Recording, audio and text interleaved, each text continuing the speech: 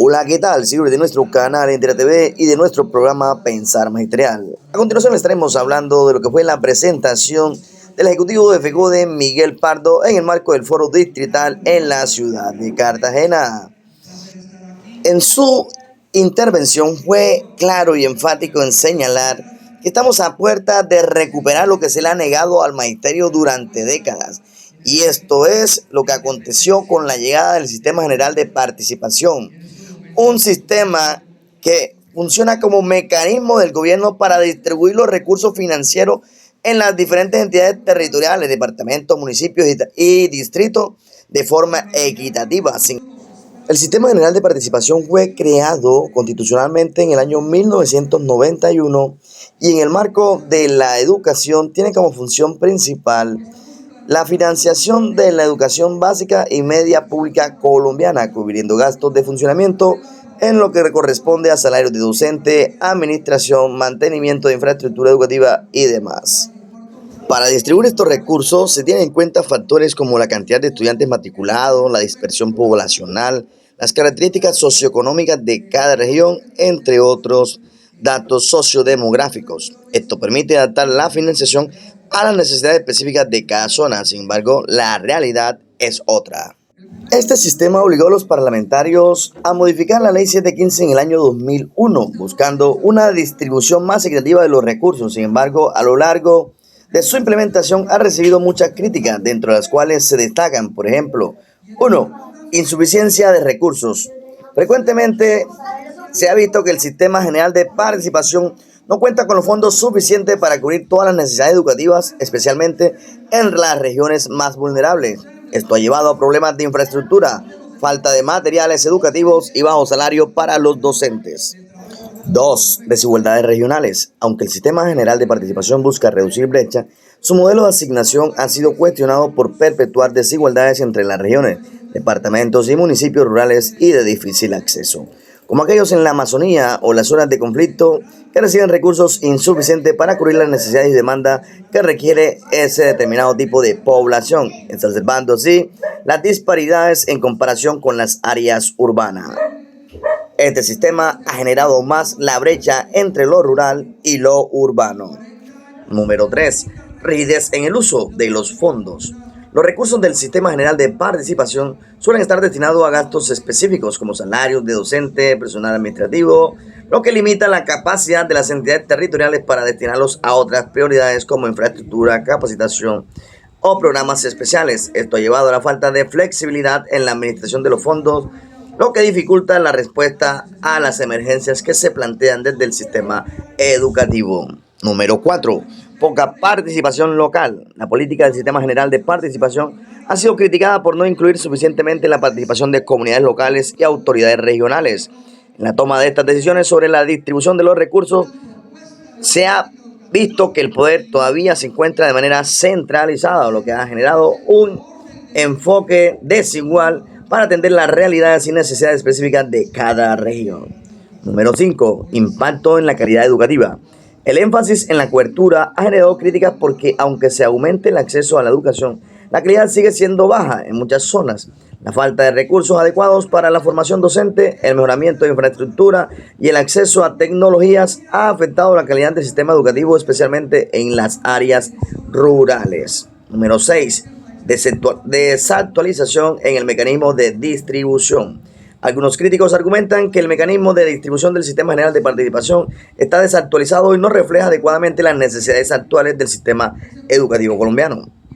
Esto incluye el no considerar suficientemente factores como el crecimiento poblacional, las migraciones internas y el aumento de costo de mantenimiento de infraestructura. Es decir, nos hemos congelado en el tiempo con un sistema que quitó la progresividad que se había conseguido inicialmente para el tema de financiación de la política pública y de la gestión pública en la educación de nuestro país colombiano.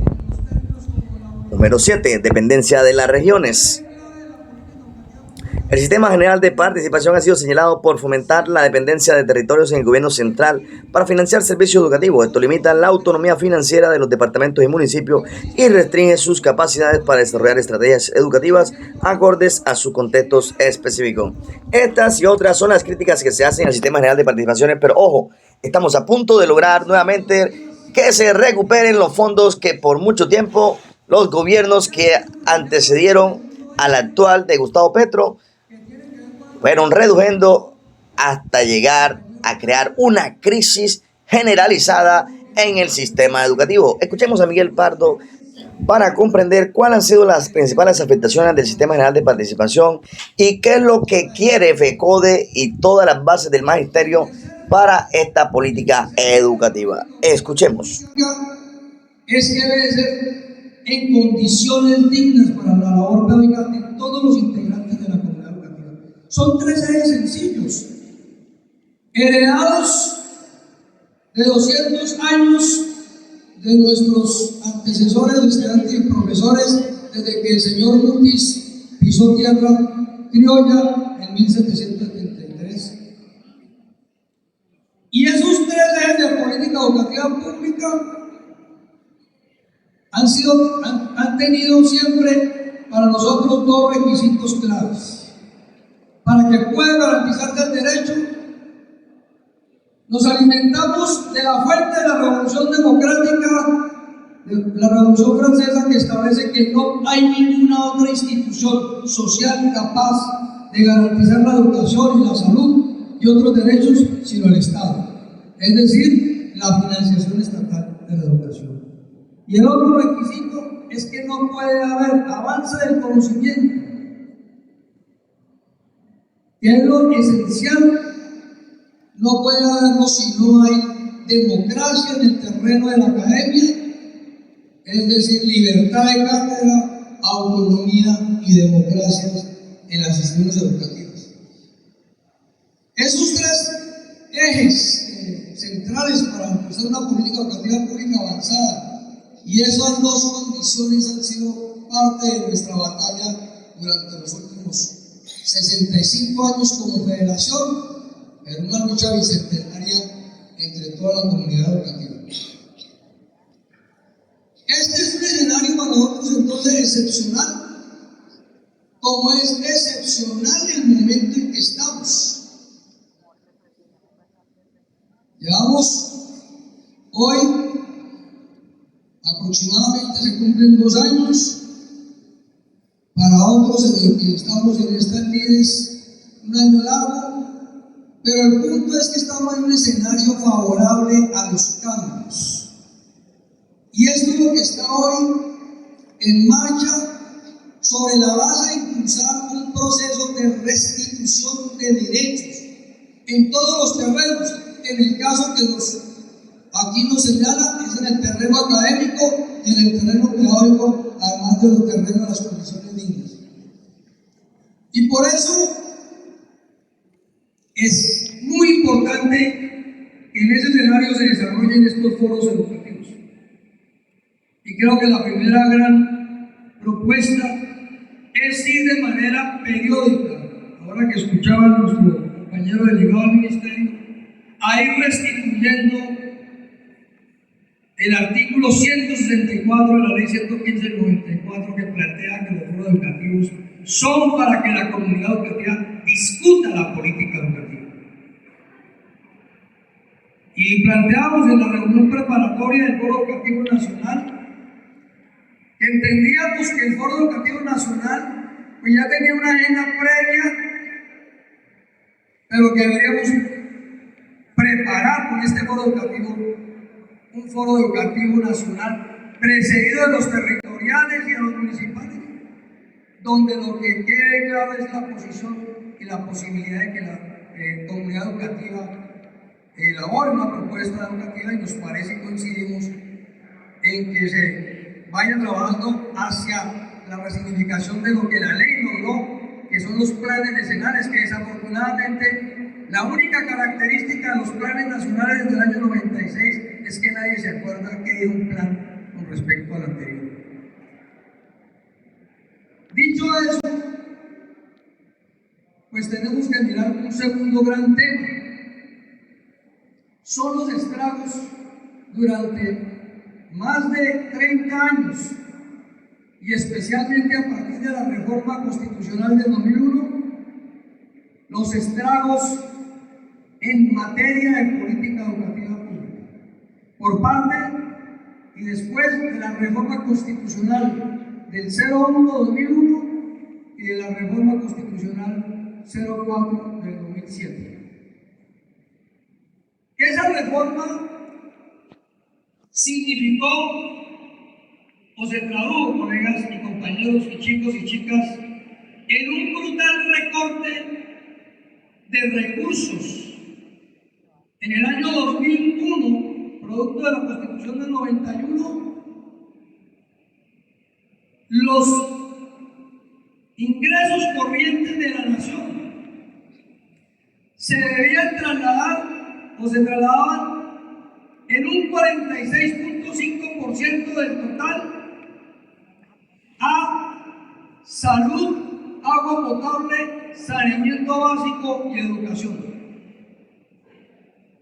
Con el congelamiento parcial de esos recursos, en esa reforma en la cual el magisterio hizo un paro de 37 días con la comunidad educativa, pero no logró derrotarla. Hoy, colegas, compañeros, chicos y chicas, del 46.5% de los ingresos corrientes, hoy solamente tenemos 22.2% de los ingresos corrientes de la nación. ¿Cuánto es eso en recursos? Nada menos que, no mal que están sentaditos, 572 billones con B larga le han suprimido, le han quitado, le han dejado de girar a la salud, al agua potable, al saneamiento básico y a la educación de los más de 1.103 municipios de Colombia. 572 son más billones con B larga, B de billete. Es más alto equivalente, en equivalencia, a más de 30 reformas tributarias. Es decir, si hablamos de expropiación, que tanto se utiliza el término, nos han expropiado esos recursos. Y en el caso de la educación, nos han expropiado de esos 572 billones, 315 billones de pesos con B larga. Y aquí empezaron a verse los efectos. Por esa razón, colegas, pues hay una serie de consecuencias de ese recorte. Porque no puede verse que un recorte tan brutal simple y llanamente se va a traducir en unas medidas muy débiles o delicadas. No, hubo una profunda agresión contra el derecho y una profunda agresión contra la comunidad educativa, académica y pedagógica. Y muchos de esos asuntos los vemos y los palpamos hoy en la escuela, pero a veces el relevo o la memoria no nos permite establecer las razones de ello. Por ejemplo, la primera agresión que hay que mencionar es frente al derecho. Estamos en siglo XXI y uno escucha permanentemente decir: el problema de la cobertura en el país está resuelto. No, el primer dato es la negación del derecho. Solo el 13% de los niños y niñas de 3 años y 4 años están en el sistema educativo.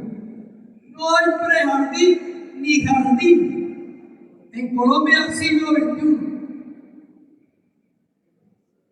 Y el 65% es solamente, estamos hablando de cobertura neta, que es la neta, como dicen los mexicanos, o sea, la pura verdad. 65% están en transición. Es decir, por fuera tenemos 35% de chicos en edad escolar con 5 años. Y en educación media, la cobertura llega a 51% neta. Es el dato que nos dan cada rato nos dan los datos de matrícula, de matriculación, como lo llaman, pero la neta es esta. La primera agresión es contra la limitación del derecho. Y aquí hay cosas absolutamente graves sobre el particular, porque eso tiene unos efectos. Entonces, ¿qué efectos, por ejemplo, se empiezan a plantearse? Si no hay una población con 3 grados de preescolar, pues hay una agresión contra el desarrollo de la niñez. ¿Y hoy qué tenemos? Efectos tales como, miren la brutal agresión contra la niñez, por razones fiscales y con una reforma constitucional. Los niños de Colombia solo tienen derecho a tener maestros en las diferentes áreas cuando están en 6º grado, equivalente a 11 años. Es decir, sin 3 grados de preescolar y sin 5 de primaria, no tienen maestros en educación física, artística, tecnología, segunda lengua, orientación escolar, afectando el proyecto de vida que se puede desarrollar en los 8 años más importantes del desarrollo humano. 8 años en la cual valientemente una maestra titulada con maestría, con lo que usted quiera, pero una sola maestra titular para el preescolar y una sola maestra titular para la primaria. Ni identificación para la maestra, ni identificación. Y entonces, miren cómo van en cadena las agresiones y las pruebas a ver. Y entonces el tema de las pruebas a ver es que estamos abajo en matemáticas, etcétera, etcétera. Pero hace más de 40 años las universidades alemanas señalaron que para que usted sea un buen matemático debe tener educación musical desde preescolar. Desarrollo cerebral. Entonces podrá mejorar las técnicas, hacer capacitación, todo, pero lo que necesitamos son maestros de música, de artes, en preescolar, en primaria. Necesitamos maestros de educación física en primaria, maestros de tecnología informática en preescolar y primaria, porque si no los tenemos, es evidente la desventaja que tenemos con otras instituciones que sí tienen a maestros en todas las áreas desde el preescolar. Entonces miren ustedes cómo a raíz de un ajuste fiscal tan brutal se intenta cambiar lo que el mundo hace mucho tiempo descubrió. Ya puse el caso entonces de la relación de la maestra de las matemáticas con la necesidad de un maestro o una maestra de música en el preescolar y en el primario. Pero ahí no para la cosa. Entonces elaboran unas teorías que desconocen el desarrollo del conocimiento humano, que se ha convertido ese conocimiento humano en profesiones, en diferentes áreas, en especialidades, en maestrías. Ejemplo, el tema de creernos o darnos a entender o tratar de convencernos que inclusión es igual a incorporar a los niños, niñas, jóvenes al aula regular sin condiciones ni tener en cuenta sus circunstancias propias. Entonces, como todos somos incluyentes, podemos tener un curso de 35, de 40 y allí un chico con un chico autista. Y entonces alguien va a decir, eso es impulso de gueto. No, es que el derecho a la educación no solamente es el acceso, sino quien asume la atención del niño y la educación del niño debe tener la especialidad para el efecto. Y eso es absolutamente.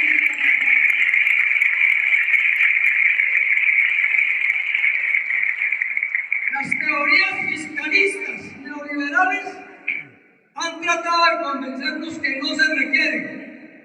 Y hoy por eso estamos en una discusión a fondo con el Ministerio para modificar el decreto 1421 del 2017.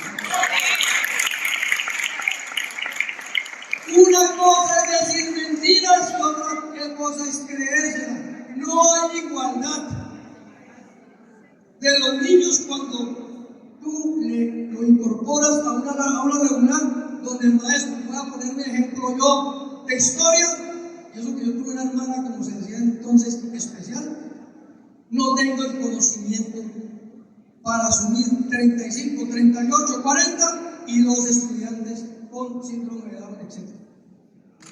Y eso es un elemento sustancial de los esclavos. Entonces miren ustedes el otro asunto, para recortar, para justificar, para mantener el brutal recorte. Entonces ya los chicos de los 3 grados de preescolar no van, educación inclusiva no va. En el 1850 dijeron, 2002, todos los maestros somos orientadores, entonces no necesitamos orientación escolar. Y si seguimos con esa tesis, entonces el profe que sabe manejar el computador bien, ya no se necesita un maestro de tecnología informática, sino que sea ya él, y así sucesivamente. Ojo, no podemos aceptar ni el desconocimiento del carácter, profesional de la docencia, ni el desarrollo del conocimiento humano para aplicarlo. No se puede justificar sobre la base del recorte, pero mucho el recorte fiscal, pero mucho menos volverlo tesis y teoría.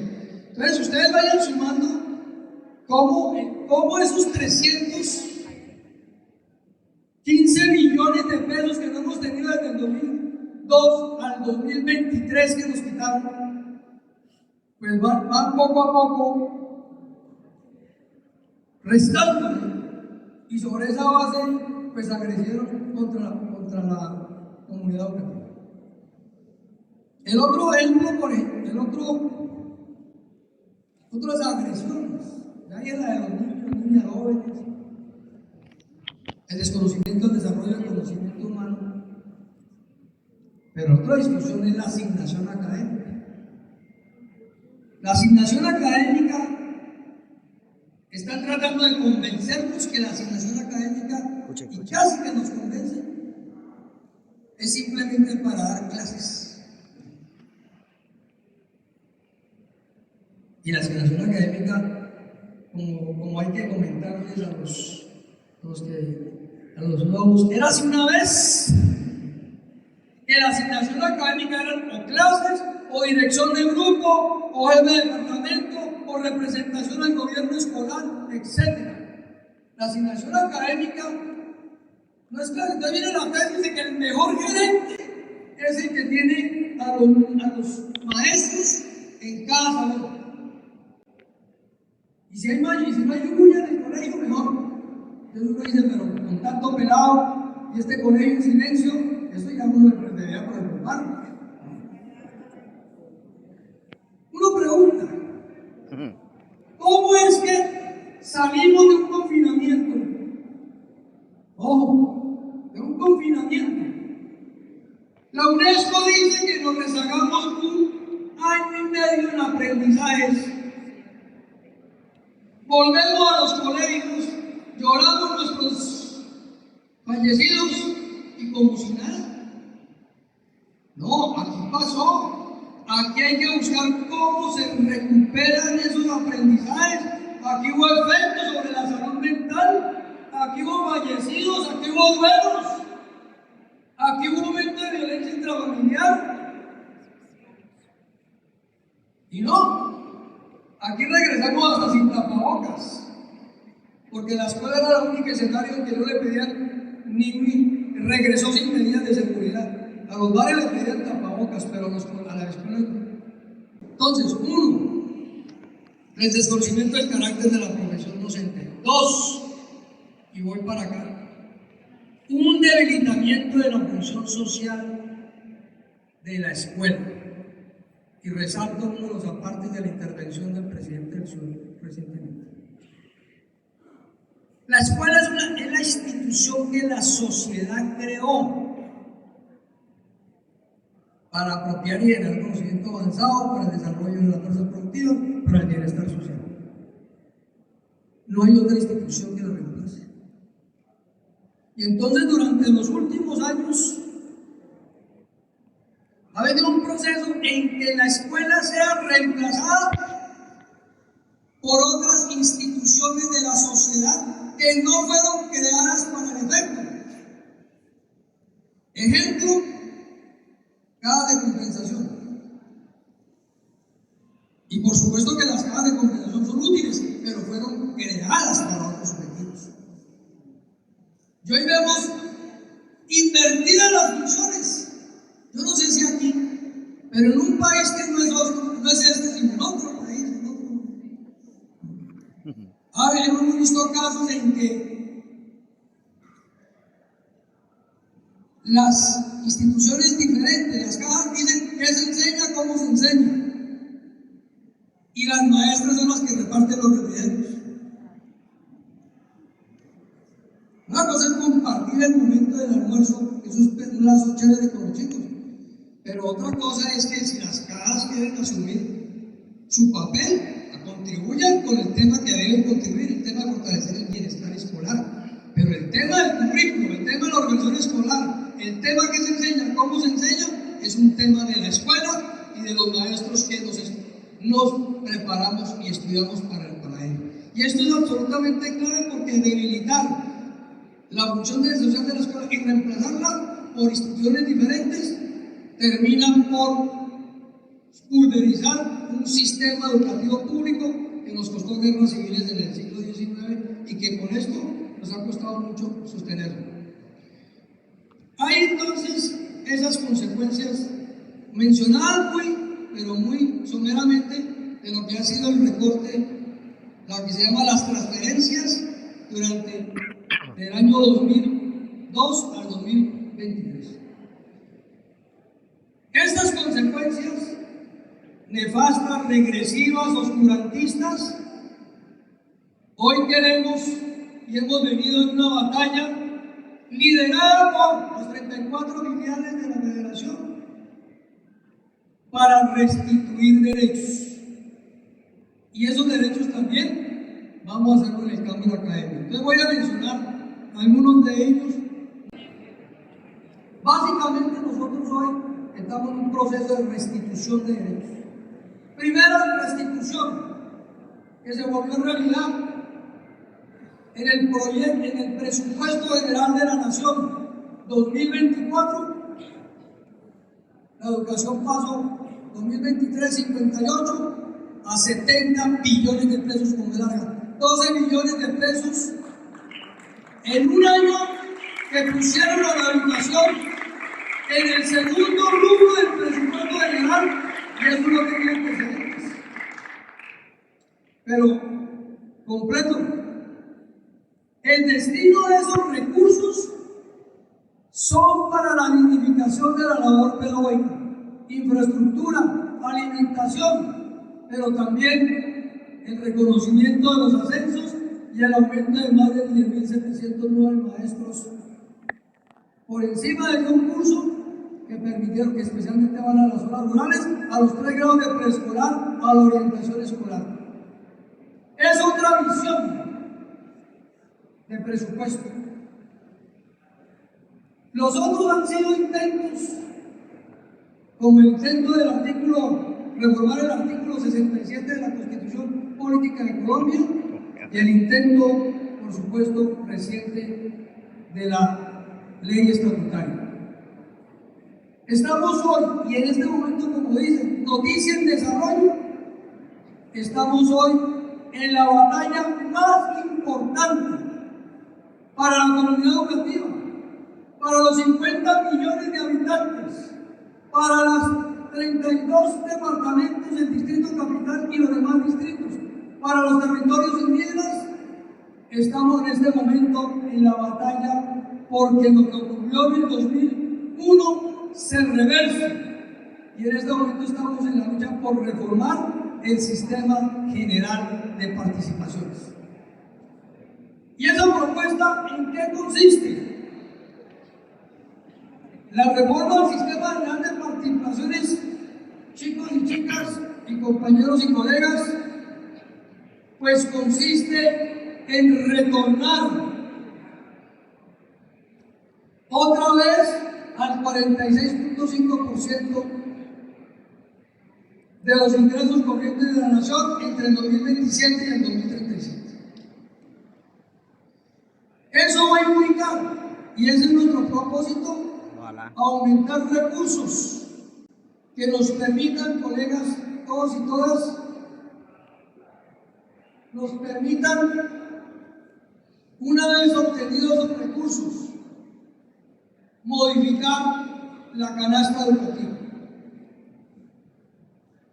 Lo primero que tiene que haber es la reforma, luego tiene que haber en la ley que reglamente la reforma. Estamos en una reforma constitucional, hoy a la 1 se vota en el sexto debate y nos quedan 2 debates más y aspiramos a tener reforma constitucional en diciembre.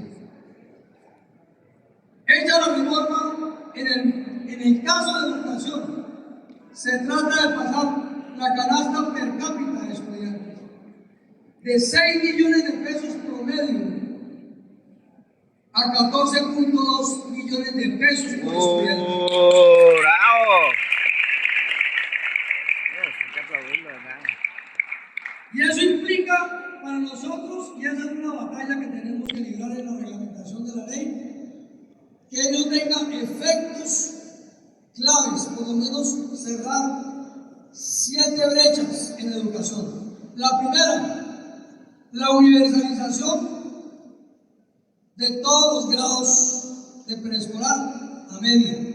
3 grados de preescolar, básica, media, pero la media debe ser sobre la base especializada, como dice la ley, y técnica y diversificada para proteger inclusión de educación de jóvenes adultos que han sido sepultadas y otras, obviamente, de las áreas urbanas y rurales. Segunda brecha, la educación rural. Tercera brecha, jornada única, pero con condiciones. Y hago una invitación al ministerio: no insistan en jornadas ampliadas, que son con condiciones menores,